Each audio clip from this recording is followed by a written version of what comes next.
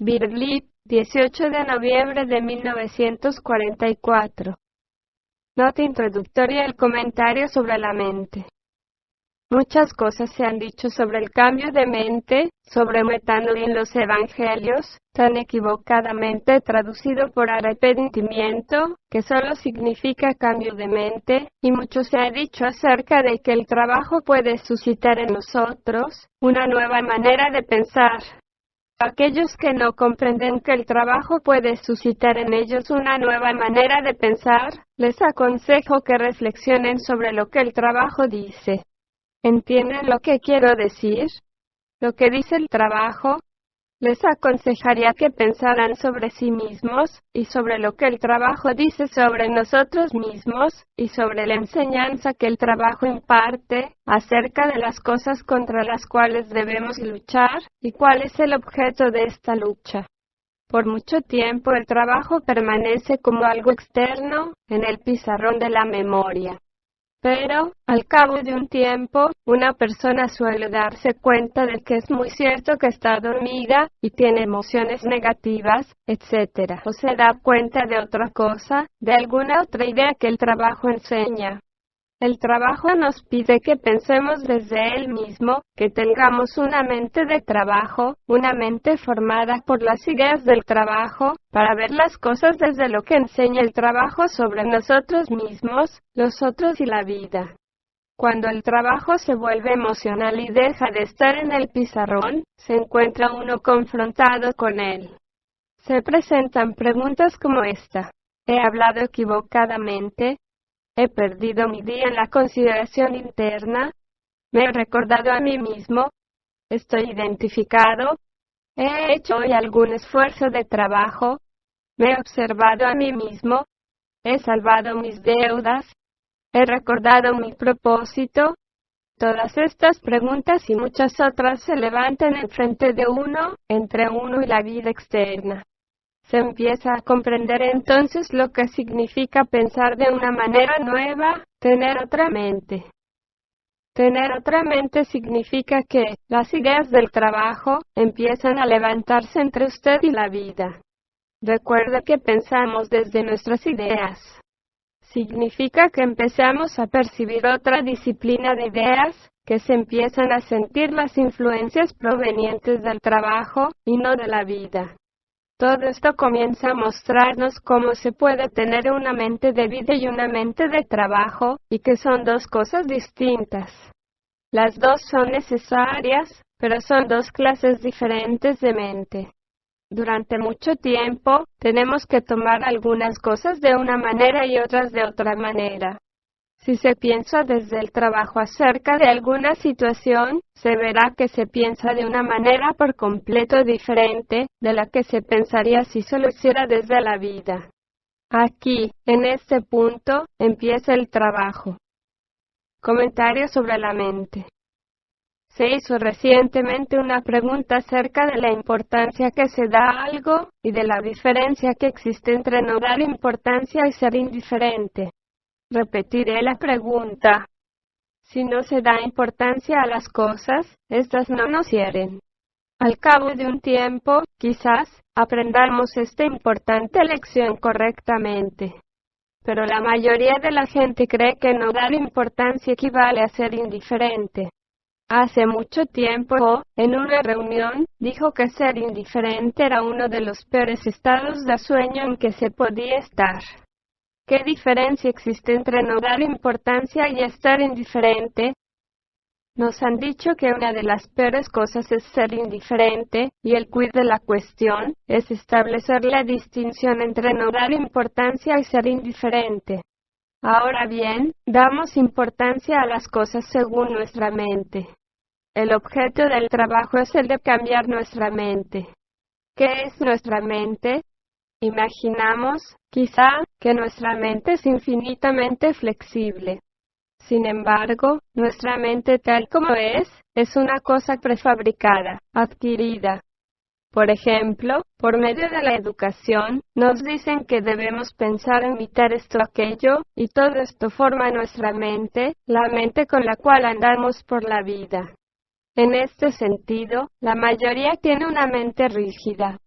Nuestra mente adquirida es parte de nuestra personalidad, es decir, del lado adquirido de nuestra psicología.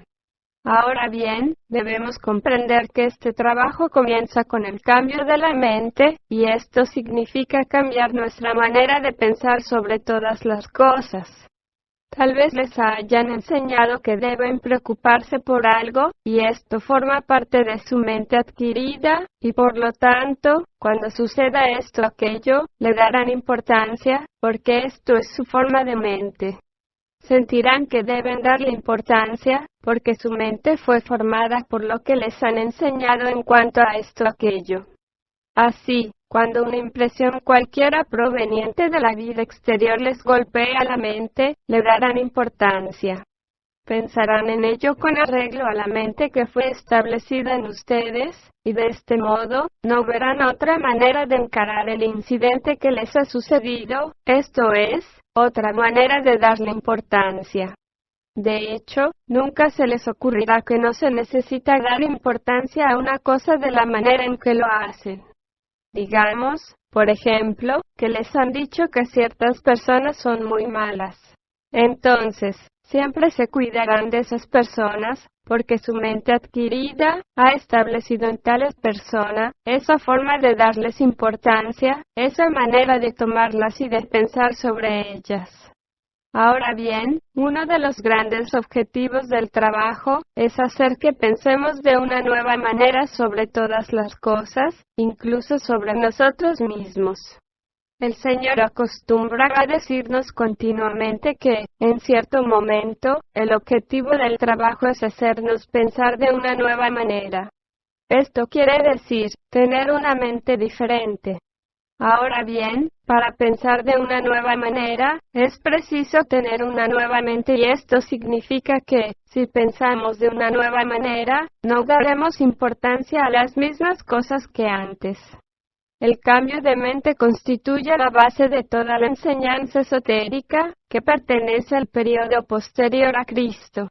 Hablando con mayor profundidad, ello se debe a que el hombre está tan encerrado, tan próximo a la muerte, tan dormido, que la única cosa dejada abierta al esoterismo, para que pueda ponerse en contacto con él, es el camino que conduce a la mente. Por esta razón Cristo enseñó la metanoia, o cambio de mente, como punto de partida de su enseñanza esotérica, y cabe decir, en general, que hoy nadie tiene posibilidad alguna de despertar, o de transformarse interiormente, o de sentir nuevas influencias, si no es por la senda de la mente. La mente debe cambiar, es decir, la manera de dar importancia a las cosas debe cambiar. Por consiguiente, conviene observar de qué modo se da importancia a las cosas, porque la importancia que se da o deja de dar a las cosas, depende de la forma en que la mente las toma, ya sea por lo que nos han enseñado, por los prejuicios y las actitudes admitidas, etc. No obstante, tomamos todo lo que ha sido fijado en la mente, como algo muy real, muy verídico y, de hecho, como únicamente posible. Pero mientras lo sigamos haciendo, nuestra mente no cambia ni puede cambiar. Cada persona tiene ciertos puntos de vista, ciertos prejuicios mentales, ciertas ideas inculcadas acerca de lo que es justo y de lo que es injusto, y mientras todas esas ideas permanezcan sin ser puestas en tela de juicio por la persona misma, mediante una atenta observación de sí, mientras no sean observadas, dicha persona seguirá dando importancia a las cosas siempre de la misma manera, y no se dará cuenta de que las ideas del trabajo intentan cambiar su mente petrificada, y hacer que el hombre piense de una manera por completo nueva. Porque si la mente está petrificada, nadie puede pensar de una manera nueva. Pensamos según la forma de nuestra mente. Supongamos ahora que usted tiene una mente fija y limitada. Entonces, observará las cosas de un modo fijo y limitado. Por ejemplo, encontrará justo preocuparse por esto, enojarse por aquello, o sentirse deprimido por otra cosa, y así sucesivamente. Dará importancia a todas esas cosas. ¿Por qué les da importancia? Les da importancia porque su mente trabaja de ese modo. Les da importancia porque le han enseñado esas cosas, esa manera de dar importancia a las cosas. Ahora bien, la mente es una cosa infinita, y esa cosa a la que llamamos mente que usted ha adquirido, no es en absoluto la mente total. Se asemeja más bien a un montoncito de piedras en una extensa llanura.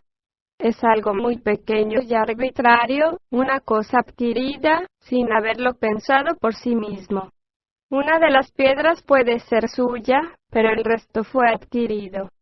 Nos han enseñado a hacer un montoncito de piedras y a considerarlo como si fuera toda la mente, con todas sus infinitas posibilidades de comprensión y discernimiento. Cuando la mente se herida por algo que no podemos tomar en consideración, decimos, basta. O nos enfurecemos porque solo dejamos penetrar a través de una pequeña hendidura ciertas cosas que corresponden al montoncito de piedras que llamamos nuestra mente. De modo que andamos por la vida, por así decirlo, con un minúsculo instrumento que fue creado en una forma más o menos casual, y recibimos toda la vida con ese minúsculo inadecuado instrumento, ese montoncito de piedras. Ahora bien, ¿de qué modo damos importancia a las cosas? ¿Ha notado de qué modo da importancia a las cosas? ¿Está satisfecho con su manera de dar importancia a las cosas, o podría hacerlo diferentemente? Si lo ha advertido, entonces se está acercando al punto en que le será posible cambiar su mente actual y tener una nueva mente. Para cambiar la mente son necesarios nuevos pensamientos. Qué difícil es cambiar nuestra mente. Una de las razones es que nunca observamos nuestra mente, ni de cómo damos importancia a las cosas, ni por qué les damos importancia de la manera en que lo hacemos. Damos por supuesto nuestro intelecto, y de este modo, nuestra manera de dar importancia a las cosas. Creemos que nuestras preocupaciones no tienen nada que ver con nuestro intelecto y la manera en que se formó. Somos capaces de advertir que damos importancia a las cosas, pero no lo conectamos con la clase de mente que tenemos. De hecho, no sabemos que tenemos una mente con una forma particular. No atacamos nuestra mente, no sospechamos de nuestra mente. Todos nuestros hábitos mentales no son para nosotros hábitos, sino verdades. Para nosotros son justos. No puede haber otro punto de vista. Somos incapaces de contemplarlos como hábitos. Esto es lo trágico. Por eso no podemos ver que muchas cosas a las que damos tanta importancia son debidas a invisibles hábitos mentales. Claro está que hemos de preocuparnos, claro está que hemos de pensar que tal cosa es imposible. Claro está que diremos que nunca hemos oído hablar de tal cosa. Diremos basta. Yo. Jamás. Etcétera. ¿Y por qué?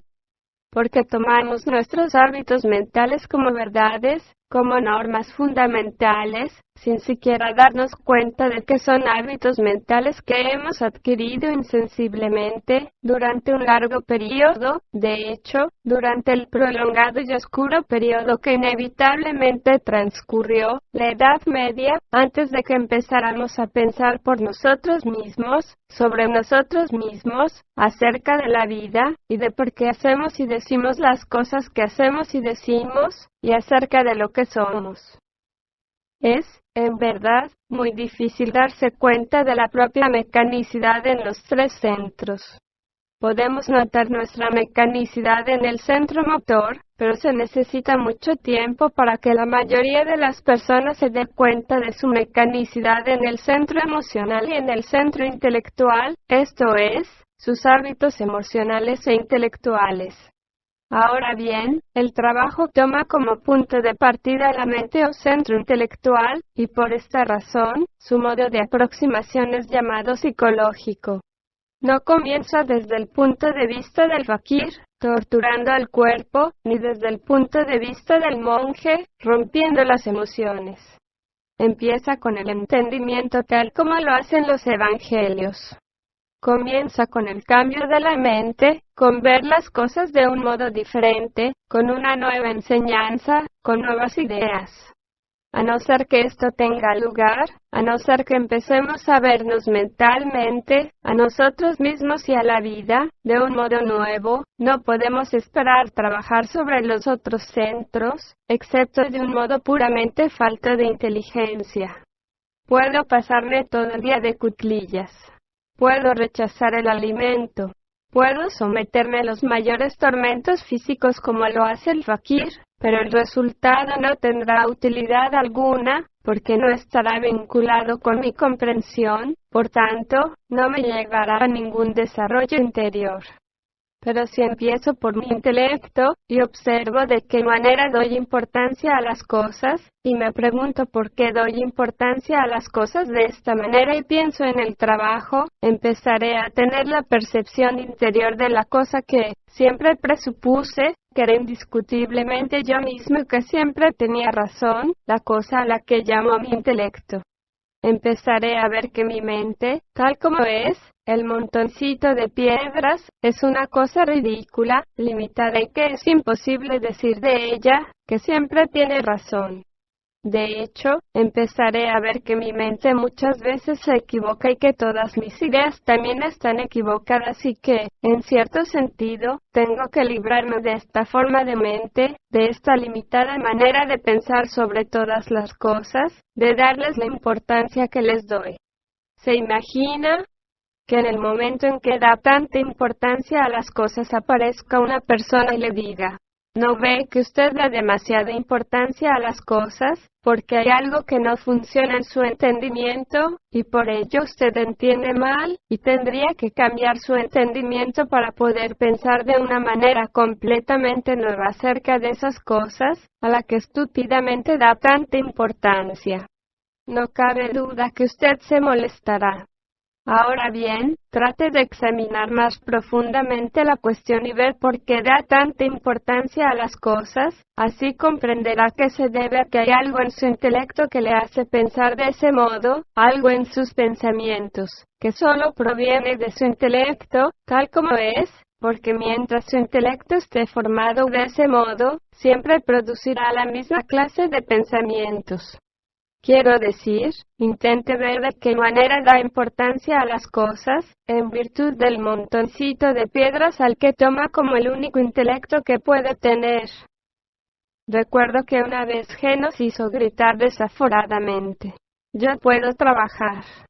Ahora bien, cuando se da demasiada importancia a una cosa, basta gritarse a sí mismo, «Yo puedo trabajar», y examinar qué significa el trabajo en tal momento. Esto es, convoca la mente de trabajo. Todo ello significa que es preciso observar más profundamente cuáles son los prejuicios e ideas que nos enseñaron en el pasado, que ahora nos hacen prestar importancia a las cosas tal como lo hacemos. En el supuesto caso que se contentó con decirse a sí mismo, no es necesario que lo haga de este modo, y lo repita, se deberá a ello el trabajo, se deberá a la observación de sí. Será un intento de profundizar nuestra mente y ver a qué se asemeja. ¿Será esto examinar la mecanicidad mental? Desde luego no. Es menester luchar consigo mismo mucho más, y ser capaz de ver a qué se parece en nuestro montoncito de piedras, formado por todas las cosas adquiridas, los amortiguadores, los prejuicios, por todas las cosas pertenecientes a nuestro contorno, que han formado nuestro pequeño entendimiento. Basta decir, no debe importarme, y andar con una horrorosa y sagrada expresión diciendo, no debe importarme, una y otra vez porque no es el trabajo y no tiene nada que ver con el trabajo. Pero si ahora dice, ¿por qué me importa? Entonces quizá, mediante una sincera observación, advierta algo en sí mismo que ha reinado imperturbable, alguna idea de vida adquirida, o de los otros, o de sí mismo, y que es la causa que usted dé tanta importancia a las cosas. Es sabido con cuánta frecuencia una persona empieza a montar en cólera y dice claramente, ¿quiere decir que no sé lo que es justo y lo que es injusto? o alguna observación semejante. Todos ustedes habrán observado esta reacción en sí mismos, y cuán rápidamente se tropieza con el nivel de ser. Este trabajo se propone enseñarles una nueva manera de considerar lo justo y lo injusto, porque el objeto de este trabajo es elevarnos a un nivel de mayor conciencia, en el cual, que la gente no monte en cólera de ese modo, ni da a las cosas el valor acostumbrado. El trabajo se propone elevarnos a un nivel diferente, a un nivel en el que se da importancia a las cosas diferentemente, en que a la gente le importa el ser negativa, a la luz de su nueva mente. Recuerdo que en una oportunidad el Señor estaba hablando sobre la actitud, y decía que era maravilloso ser capaz de encontrar la justa actitud hacia las cosas. Poco después tuve que reemplazarlo y hacerme cargo de su grupo. Cometí el error de permitir que la gente charlase sobre las actitudes y las cosas emocionales. Recibí una buena reprimenda, bien merecida. La actitud empieza como una cosa mental. Me dijo, exactamente. Es preciso que comprenda que la actitud tiene su punto de partida en el centro intelectual. Pertenece a la mente. Un cambio de actitud es, ante todo, un cambio en el centro intelectual. Nuestras actitudes mentales afectan nuestro centro emocional, pero tienen su origen en el centro intelectual, en la mente. La gente tiene toda clase de actitudes mentales sin saberlo. Las actitudes negativas son como lugares muertos en la mente. En ellos nada crece. En lugar de pensar, la gente tiene actitudes que han adquirido con la educación e imitado de sus padres. Tan solo pensando de una manera enteramente nueva, se puede cambiar esas actitudes inculcadas, y dejar a la mente en libertad para que piense por sí misma. Debería ser evidente para todos nosotros que, el dar demasiada importancia a las cosas, proviene de nuestras ideas y actitudes mentales a las que damos por supuestas, y por consiguiente ignoramos tenerlas. Las actitudes mentales negativas podrían llamarse prejuicios, y si se acrecientan, se convierten en amortiguadores. En otra ocasión el Señor nos dijo, lo que la gente llama educación es, por lo general, en cuanto a la mente, nada más que la adquisición de un sinnúmero de estereotipadas actitudes negativas. La mente, entonces, está casi muerta. Es preciso comprender, prosiguió, que la última cosa que la gente hace es pensar. Nadie quiere pensar. Pensar es demasiado difícil para la mayoría de la gente. Prefieren andar por la vida con la mente que han adquirido, y si una persona carece de centro magnético, las perspectivas no son buenas. Nota. Supongo que nadie entiende de qué modo nos resistimos a pensar de una nueva manera. Recientemente leí la historia de las universidades inglesas en la Edad Media y el Renacimiento. Gran número de jóvenes estudiantes se establecieron en Oxford a comienzos del siglo XIII, influidos vagamente por el nuevo movimiento llamado Renacimiento, que se extendía por toda Europa. Los habitantes de Oxford resistieron la presencia de esos extraños escolares, como los llamaban. Los odiaban porque estudiaban algo nuevo. En aquellos días no había universidad, tal como la entendemos hoy, ni tampoco colegios. Se produjo un tumulto debido a cierta mujer, y todos aquellos estudiantes abandonaron Oxford. Algunos fueron a Cambridge y otros a Northampton o a otros lugares. Allí también todos los habitantes resistieron su presencia, porque estudiaban otra clase de conocimiento. Esas revueltas estudiantiles se produjeron durante mucho tiempo tanto en Oxford como en Cambridge, antes que pudieran formar un cuerpo organizado y construir sus propios colegios. Vemos, muchas veces, reflejado en la historia lo que sucede en nuestra mente. Todos nos resistimos a las nuevas maneras de pensar, nos resistimos al cambio. Toda la historia desde un punto de vista mental nos muestra cómo todas las cosas nuevas fueron siempre combatidas. Si aplicamos la historia a nosotros mismos hallamos exactamente la misma cosa. encontramos que es muy difícil cambiar la mente. Advertimos una muy poderosa fuerza de resistencia. Y si consideramos nuestra mente ordinaria como la ciudad y nuestra nueva mente como los estudiantes, siempre se producirá una lucha entre la ciudad y los estudiantes. ¿Han pensado alguna vez sobre la fuerza con que estaban influenciados esos jóvenes estudiantes? Esa fuerza que los impulsaba a reunirse para formar nuevos centros de enseñanza, no de guerra o de revolución, sino de enseñanza. Las influencias conscientes solo pueden actuar sobre la humanidad aquí y allá, cuando las cosas están en vías de desarrollo, como me enseñaron. ¿No es este un ejemplo? Solo en ciertos momentos las influencias de la octava lateral del Sol, es decir, las influencias esotéricas, se insertan entre las aterradoras fuerzas provenientes del rayo de creación. Las cosas se abren un instante y luego se cierran por mucho tiempo. Parte 2. Ahora, quizá, se den cuenta del por qué un cambio de actitud hace que todo se vuelva por completo diferente. ¿Qué significa un cambio de actitud? Significa no dar importancia de la misma manera a las cosas, porque las actitudes son mentales, no tomar las cosas con nuestra mente, en la forma en que estamos acostumbrados.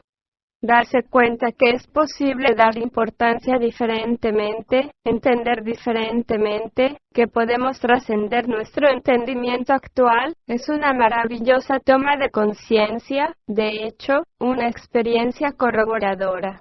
Un cambio de actitud hace que una situación que parecía insuperable se vea muy fácil. Pero no vemos nuestra mente con sus actitudes inculcadas y sus ideas, de las cuales derivan nuestros modos de pensamiento. No vemos las raíces de gran parte de nuestras penas, porque están en la clase de mente que hemos adquirido mecánicamente, aceptadas, dadas por supuestas. Se asemeja a tener un gramófono con escasos discos y a ignorar que hay otra clase de música. Ahora bien, para esta forma de mente, esos son solo los discos de gramófono que se pueden reproducir por ella. La mente es, entonces, un gramófono con escasos discos. Todo lo demás lo sufrimos pacientemente, como lo dije antes. Pues bien, no ha de importarme, o debo tratar de que no me importe. Pero repetirlo no es trabajar sobre sí. Esto es un atajo al martirologio con todo su desagradable olor. Todos conocemos a la gente que anda diciendo, no debe importarme, o, ¿quién soy yo para que me importe? Y todas esas piadosas imbecilidades, que son tan irritantes, y con justa razón. Me imagino que de todas las formas de manifestaciones desagradables de las otras personas, que hemos de permitir, comprender y soportar. Las patéticas manifestaciones de ese valiente sufrimiento herido, se cuentan entre las peores. El trabajo es una cosa muy fuerte, muy limpia, y por eso exige tanta limpieza ulterior, fuerza y sinceridad en sí mismo. ¿Quiénes son los impuros en los evangelios? Cada forma de hipocresía y fingimiento, cada forma de engreimiento, cada forma de suspirar levemente, cada forma de pseudo paciencia, sí, todo ello es impureza y llegamos a conocerla. Es una muy buena etapa para alcanzar, cuando uno la conoce. Por eso, es preciso observarse desde el ángulo de dar importancia, e intentar registrar los momentos en que damos importancia a algo, y observar más profundamente nuestro centro intelectual, nuestros pensamientos, nuestras ideas, nuestras actitudes, si podemos hacerlo, para examinar a qué cosa le damos importancia. Intervienen aquí muchas formas de imaginación, muchas formas de expectativa, muchas ideas equivocadas sobre nosotros mismos, de hecho, toda la imaginación que proviene de la falsa personalidad. Todo esto constituye una tarea muy larga. Es un camino muy largo, un viaje muy largo, en el cual cometemos error tras error, pero se tiene la certeza, si se posee una genuina valoración del trabajo, que se hallarán las rutas apropiadas. Y, asimismo, Se tiene la certeza que si se está en ese viaje, que es tan extraño, y no se asemeja a nada de lo que se pensó con la mente ordinaria, al cabo de un tiempo, se podrá ver la cosa a la cual se daba tanta importancia, y que ahora ya no se le da importancia de la misma manera, y esto significa que la mente está cambiando, que toda la manera de pensar está cambiando, y entonces se verá en muchas cosas de la propia vida, a los que antes se les daba importancia con tanta ligereza e insensatez. Esto se debe a un acrecentamiento de conciencia. Ahora bien, esta luz de la conciencia se derrama también en el pasado, en el cuerpo-tiempo, y aquello de lo cual tenemos conciencia ahora, lo vemos como si nos hubiera hecho tomar un mal camino, simplemente porque nos aceptamos a nosotros y a nuestra mente tal como fuimos educados, sin ni siquiera detenernos a pensar quiénes éramos o a dónde íbamos. Recuerden que cada etapa de conciencia ligeramente acrecentada empieza a cambiarnos tanto a nosotros como el pasado. El pasado está viviendo en nosotros. Nos rodea por doquier, no lejos de nosotros. Todo lo que se hace, cambia el pasado como también el futuro. Toda cosa a la que ya no se da más importancia cambiará en el pasado, todas las cosas similares a las que se daba importancia. Todo discernimiento que se logra ahora hace que se discierne el pasado y lo cambia. La conciencia es la fuerza que nos cambia. Esa es una cosa sobre la cual conviene reflexionar, porque significa que en la recurrencia volverá a encontrar a su yo más consciente, tal como es en la actualidad.